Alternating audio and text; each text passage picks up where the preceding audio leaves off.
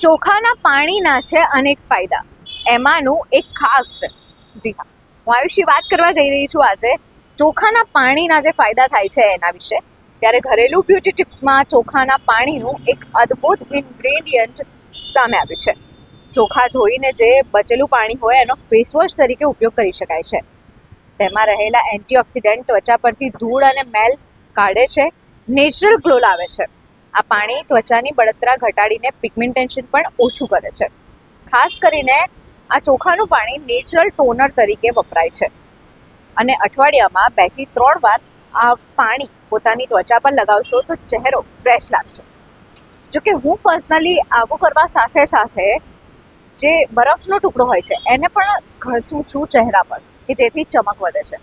અને આ મારો પર્સનલ અનુભવ છે એટલે ચોક્કસથી તમને પણ ક્યાંક કામ લાગશે. બસ આવી જ અવનવી માહિતી માટે જોતા રહો અસ્મિતા ફાધર.